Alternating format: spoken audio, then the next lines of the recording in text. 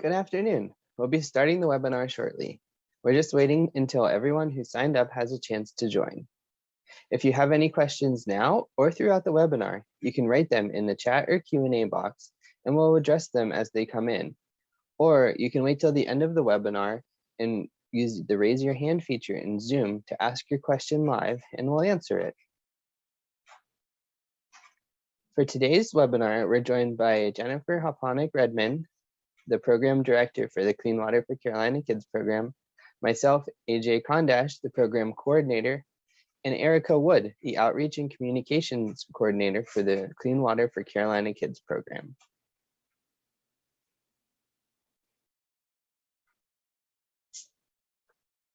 So who's eligible for current grant funds?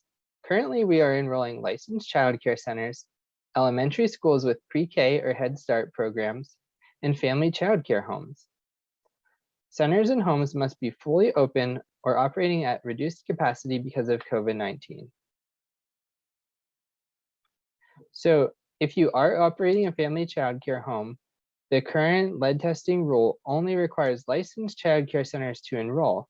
However, the program is open to family child care homes to receive free testing if you would like to participate in the program, but you aren't required to do that via the current state guideline.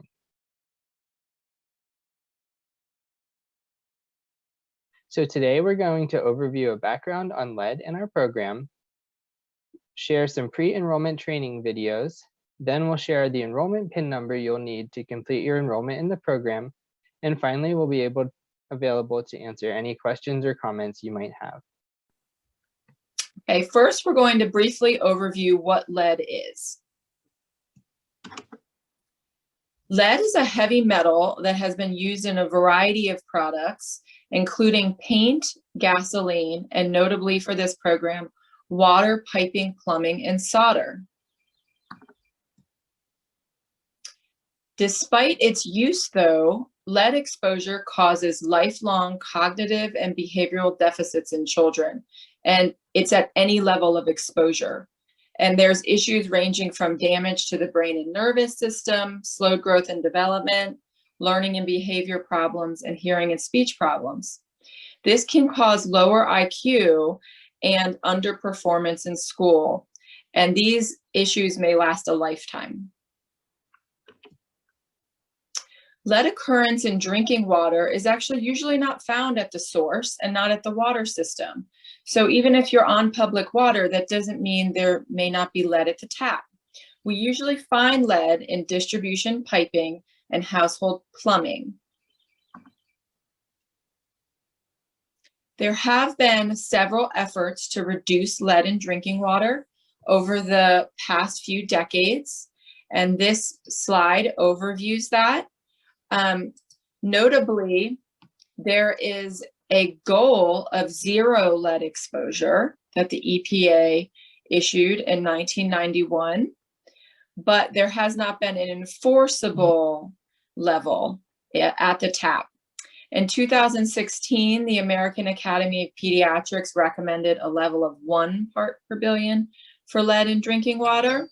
And there have also been several regulations to decrease the allowable amount of lead in piping and plumbing used for water. Now we are going to overview the 2017 Clean Water for Carolina Kids pilot study. Our pilot study objectives were 1, to characterize lead in drinking water at licensed child care centers or elementary schools in the state, and 2, to pilot a novel citizen science-led approach that's scalable even with limited resources. Our citizen science approach includes mail-out test kits, and we enroll and train participants, then provide kit materials to collect and ship samples, and then analyze them at RTI laboratories with our experts. Our results include risk mitigation and communication recommendations so that you know how to proactively take action. Our pilot study results were striking. We did find that lead was detected above 1 part per billion in 63% of centers in at least one tap. And that is that reference level from the American Academy of Pediatrics. We also found 97% of centers had at least one tap with detectable lead, which is 0.1 part per billion in our laboratory. And notably, 1 in 6 centers contain lead at or above 15 parts per billion in at least one tap. We also found a wide range of lead levels across taps within the same building. So what this means is it's very important to test for lead at every tap used for drinking or cooking. Our pilot study has been recognized with several awards. In 2020, we received a Roy Award for Environmental Partnership by Harvard University, and we also received an Environmental Business Journal Award for Project Merit. Okay. Our pilot study was used as the scientific basis to come up with a state rule to eliminate lead in drinking water at licensed childcare centers. And notably, Duke University conducted legal research, NC Child, a child advocacy group, conducted community engagement and advocacy work, and the North Carolina Division of Public Health formally proposed a rule change. The statewide lead testing rule was approved in 2019, and here's a picture of us outside once the rule was approved. It was noted in the rule that all licensed childcare centers need to test all drinking and cooking taps at licensed centers, retest every 3 years, and mitigation below 15 parts per billion, and it is required at or above 15 parts per billion. And state support will happen at those levels. We also secured federal grant funding to support the testing, and this currently covers all testing costs. We also provide recommendations for risk mitigation and risk communication materials. Unfortunately, it does not cover risk mitigation costs at this time. Okay, now we're going to talk about going from the pilot to the program. Our mission with the Clean Water for Carolina Kids program is to identify and eliminate lead in drinking and cooking water where North Carolina children learn and play.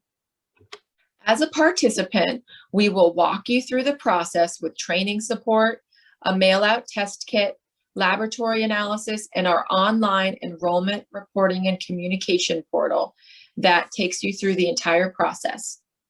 Your support as a citizen scientist will really allow us to improve the health and lifelong potential of children throughout the state of North Carolina. And so we thank you for your help. In the following sections, we will show you first how to enroll, then how to sample and how to ship samples. So first, how to enroll. At a glance, the enrollment process is quick and easy to complete. First, we'll ask about your building information, including classrooms and building age. Then we'll ask about all drinking and cooking water taps in your classes. Finally, we'll ask about drinking water supply, student demographics, and if you use filters at any of your taps. The whole process takes about 5 to 10 minutes to complete. Once you receive your enrollment PIN, go to our webpage at www.cleanwaterforcarolinakids.org and click the blue Enroll Now button to begin your enrollment. Next, click on Childcare Center. Then enter your 6-digit enrollment PIN to continue. This PIN is shared at the end of the pre-enrollment webinar. Here you can search for your childcare center. If your center is new or recently moved, you can select the My Childcare Center is Not Listed button. Once you select your center, you will be asked to create an account providing your email, name, and other details. You'll use this account to enroll in the program, view your results, and list mitigation efforts. Once logged into the site, we'll ask you to fill out a brief enrollment survey. This will help us create your mail-out test kit. We will start with some basic building information. Your answers to these questions can help us identify sources of lead in your water if we find any. First, we ask, what type of childcare center is this? Choose the option that best describes your center. Next, we ask for the year your center moved into the building and when the building was built. If you are unsure, give us your best estimate. If any renovations were made to the building, information about the wastewater or sewage system in your building, who owns your building, and finally, we ask you to list all classrooms in your building. This only covers classrooms that are occupied by your center and covered under your license. If you're a school, you don't need to list all classrooms in the school, just the ones under your license. Next, the sample collection survey will ask you to list all taps and sinks in your center that are used for cooking or drinking. We will use this information to determine how many sample bottles to send you. You should list all taps in your kitchen or cafeteria used for drinking or cooking. To add a tap or sink, click the Add Tap button on the left. If you have added too many taps, you can click the Remove button on the right. When you are satisfied with your answers, click Next. You should list all water fountains, even if they are currently closed because of COVID-19. If you don't have any water fountains, you do not need to add anything here. Just click Next. You should list any taps in the gym used for drinking or food prep. If you listed a fountain in the gym from the previous step, you do not need to list it here as well. You should list any taps that are used for drinking or food prep that are outside. Then we ask about each of the classrooms you told us about in the building information section. If there is a tap or sink in the classroom that is used for drinking or food prep, including formula mixing, you should list it here. You do not need to list hand wash or bathroom sinks that are clearly labeled not for drinking water. Finally, we ask you to identify any additional taps that may not have been covered in the previous section, including bottled water, 5-gallon jugs, including Collagen water, and any other water that is used for drinking or food prep. Carefully review your list of samples here. We will send you one bottle for each tap in this list. If you need to add or remove a tap, click Previous to navigate back. You will not be able to move to the next section if you did not list any taps. If everything looks good, click Continue to move on to the next section. The drinking water supply section will collect information about where your child care center gets its water. First, we'll ask if you are in public water supply. If so, we ask for the name of your water system. You can find this information on your most recent utility bill. Additionally, we ask if you use well water, and if so, if it is used for drinking or cooking. The student demographics section will review some of the basic demographic information for your center. This includes full-time and part-time student enrollment, the age group of children in each of your classrooms, how many children receive lunch or daycare financial assistance, and race or ethnicity information for your center. In the final survey, we will ask you about the water filters on your taps. If you did not list any taps that used water filters when you filled out the sample collection survey, you can move on. If you did list filters, we'll ask for the brand if you know it and how often they've been replaced. Finally, we'll ask if your center has been impacted by COVID-19 and ask for you to certify that you will follow the sampling process described in the program instructions that will be provided to you. At this point, you've completed your enrollment survey. You can click the Submit Enrollment Survey button to finalize your enrollment. Once you've successfully completed your enrollment, you will receive an email letting you know your enrollment is complete. You can log in to see your center dashboard page, which will also show you that your enrollment is complete. If you did not get that email and don't see the dashboard, or you don't see the enrollment complete message in your dashboard, you'll need to log back in and click the Submit Again button after rectifying any errors in your enrollment survey. If you have another center to enroll, you can click the blue Enroll Another Center button to begin enrollment for that second center. You can use the same PIN number you used to enroll your first center. You can now enroll multiple centers with one email address. You'll register each site separately. Once you finish your first center, you can begin enrolling the next center from your Clean Water for Carolina Kids dashboard, which is pictured on the left here. We will ship each sampling kit separately to each school or childcare center that you enroll. Our program funding ensures that each eligible center can complete one round of sampling per center. This means that you should check with staff and teachers at each site to make sure you include all eligible taps. You'll have to pay to get any missing taps sampled before they can be used for drinking or cooking according to your state sanitation guidelines. So we thought we'd address a few frequently asked enrollment questions before you get too far into the process. So first, do you need a sample if you are in city water? The answer to that is yes. Lead is usually found from piping and plumbing, not at the source of your water. The next question is, do you have to participate once or multiple times if you have one building that hosts multiple licensed centers? So if you have multiple licenses in one building, you will need to enroll and test both of those separately. If you have multiple classrooms, however, under one license, you only need to enroll once. Finally, if you don't know your school's building information, what should you do?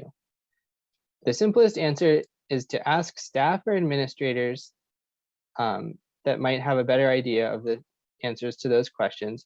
Or if you can't get a hold of them, you can just give your best estimate here. Because of COVID-19, many centers and schools have shut down or restricted access to water fountains. This has led many schools and centers to asking what they should do about their fountains. We are recommending one of two options. First, you can list your fountain on the enrollment survey and test it.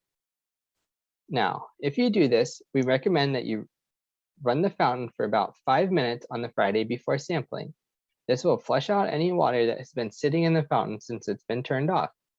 It is important that you do not flush on the Monday before you sample though.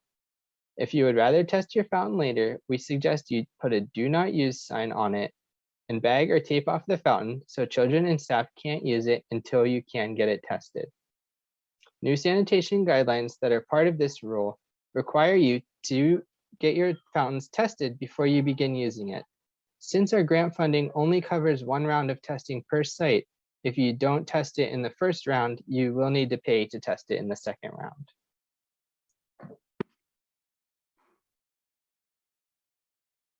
Now we'll go through some citizen science training. We'll talk about how to collect the samples of water from your taps and what will happen along the way at each step.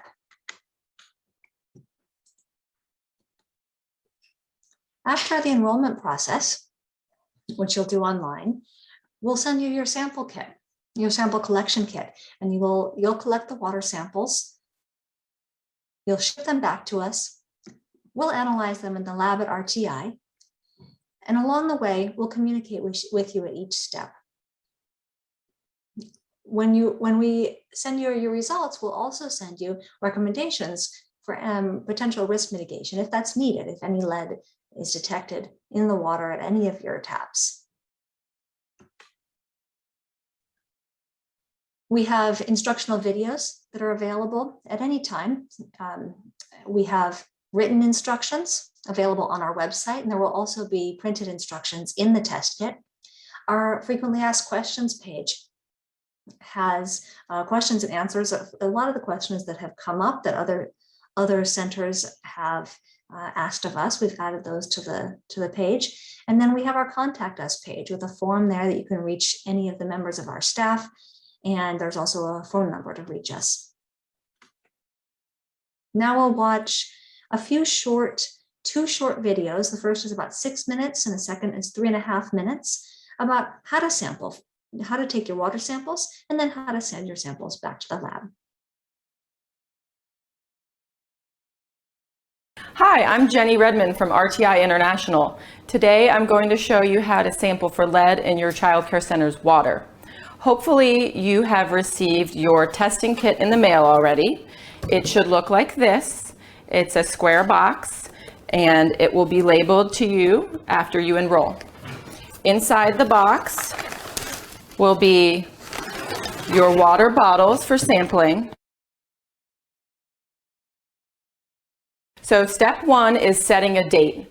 We recommend sampling on a Monday morning because most childcare centers are closed over the weekend. The goal is to ensure that nobody has used water for 8 hours, so you can collect a first draw sample. Make sure to take your phone out and set an alarm on your phone and put it on your calendar. It's also a good idea to let all of the other teachers know that you plan to do the sampling and anybody that typically comes in early. If you come to the center and notice that somebody has used water already, that's okay. Plan to do your sampling the next Monday morning.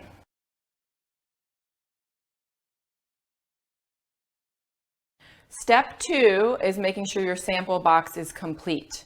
So in your sample box, you'll have your box, the number of water bottles that you need for the number of drinking and cooking outlets in your center. You will also have a return mailing label to make sure you can mail it back.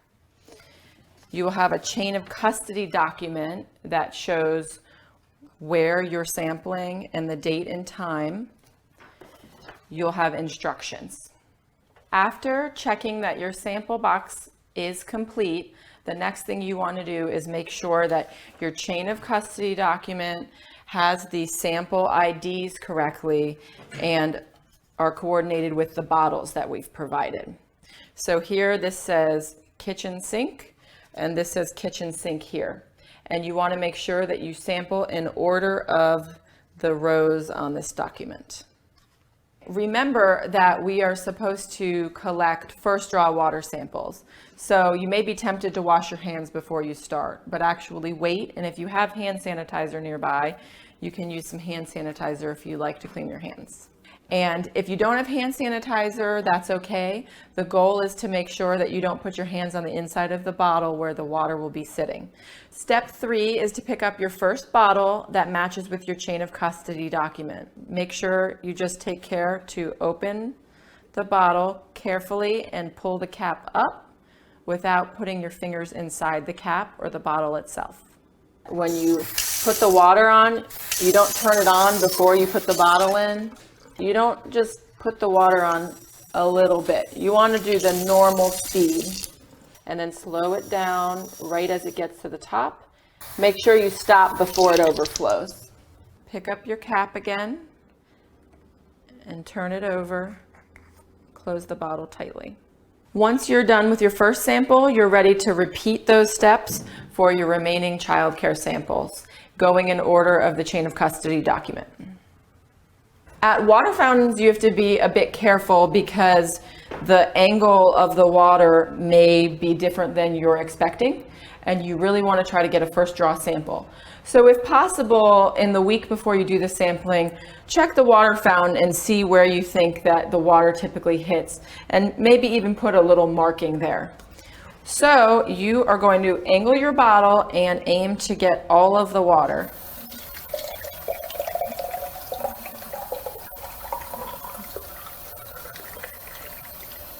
If a little bit of water spills out with the fountain, that's okay. Just try to get as much of the first draw water as you can into the bottle. And if you don't get it in right away, keep the bottle as full as you can. You don't need to spill it out and try again. Once you fill up your water fountain bottle, place the cap on tightly and close it up. Now that you've collected all your water samples, you're ready to fill the date and the time on your chain of custody document. Once you've written down your sample collection date and time, be sure to sign the chain of custody document and date it and put the current time down. There are a few common mistakes that people make when collecting water samples. Number 1, make sure that you do not flush water at your center prior to water sampling. That means that no water should be used at the center for at least 8 hours prior to collecting the samples.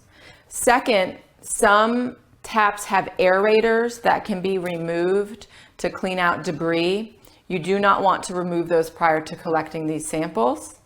Third, there are shutoff valves in the pipes beneath the sinks, and you do not want to close the shutoff valves. Now that you've completed your water sample collection, you are ready to watch the next video on how to ship your samples to the lab. Hi again, I'm Jenny Redmond from RTI International. Now that you've watched our video on how to collect water samples, we'll help show you how to ship them to the lab. This center, we have 6 bottles that we just filled, and we're going to place them into the large bag. You want to make sure the bottles are very tight. So you can give it another check and place it in the bag. Up to 5 bottles fit in a row in the bag. And then you can stack another bottle on top. Once you put all the bottles in the bag, if the bag is not full, you can try to fold it over and zip it up. Seal it well. Then you will place the bag in the box. Next, you are going to take your chain of custody document and you are going to place it in the smaller Ziploc bag to make sure that it does not get wet. Place your chain of custody in the box as well. Now you will take your return UPS mailing label and place it over the label that the box came in. Now you will close up your box, flaps first, remove the liner and push down on the adhesive so it's very tight. And now you're ready to call UPS.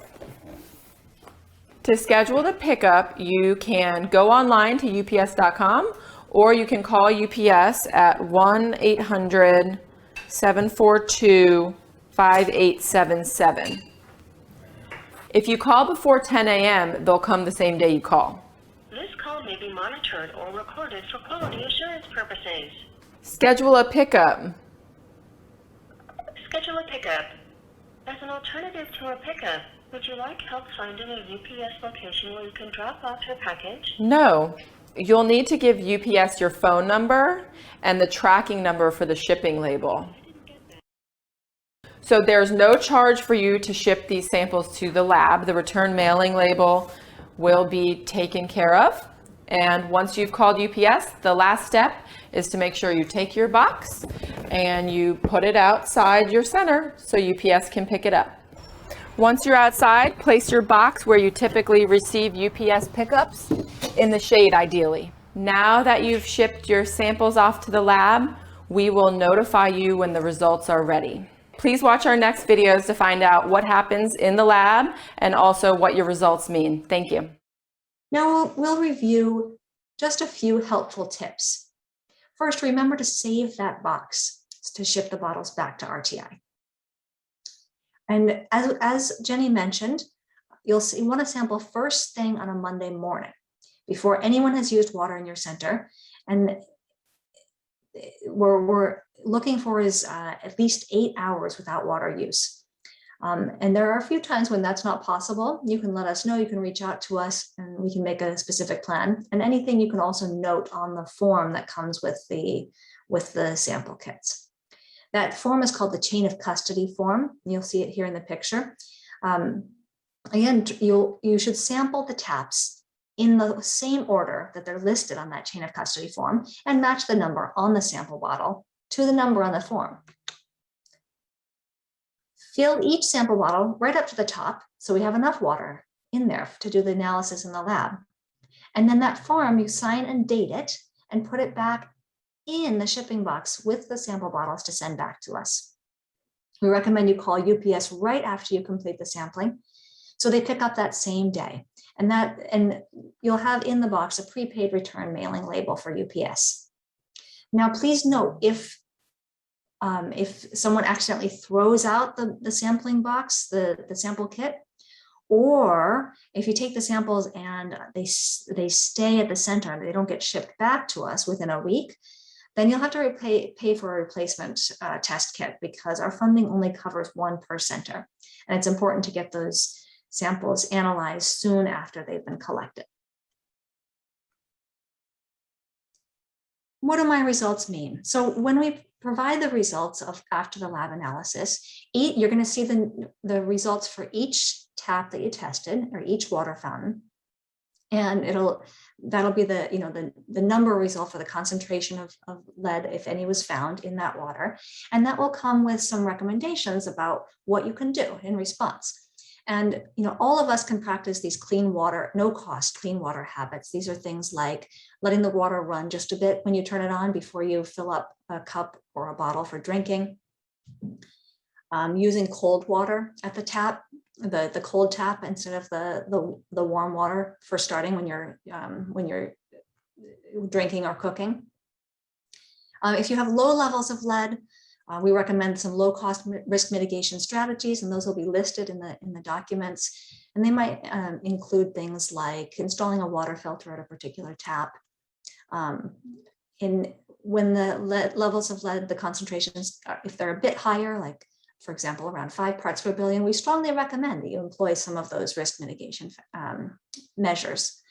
And then if the results are over the North Carolina state action level, and that's going to be 10 parts per billion starting in December. If the results are, if at a tap is over that level, you should stop using that tap right away. Close it off, tape it off, and then we'll be in touch with some next steps. If you are a licensed child care center, someone from the state office of Division of Public Health will reach out, or your local county public health will reach out for some follow-up to retest that and recommend mitigation actions. And if you're a family child care home, we'll reach out to you, and then we'll send you actually a second test kit to do some additional sampling to learn more about where those sources of lead might be and what would be the action that would have the best results to avoid lead exposure.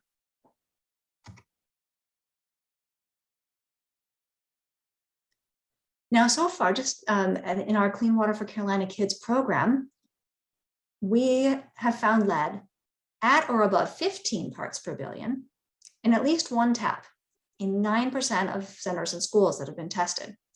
And the highest value so far was almost 4,000 parts per billion, and that was in a child care center kitchen. So we do know that lead in water is out there, and that there are relatively low cost measures in many cases that we can do to reduce exposure to that lead.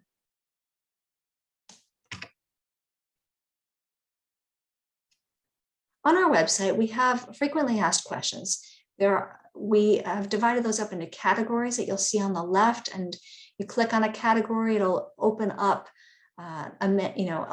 pop down for you the questions in there. You can click on a particular question to see more details on the answer, and that's a great resource as you're working through any part of the process of enrollment, sampling, shipping with us, or working through the results. After you've looked through those frequently asked questions, if you're not finding the answers, you can reach out to us on our contact page. You can leave us a message there. You can send us a text message, a voicemail. Please, if you do leave us a voicemail, if you call, make sure to leave us as many ways of contacting you as possible. You can leave us your email address in that message and your phone number. That really helps us be able to respond to your question quickly. And if you want us to call back, please do answer calls from one unknown number that's in 888 area code. And if you have a voicemail option, that way we can leave you a message also.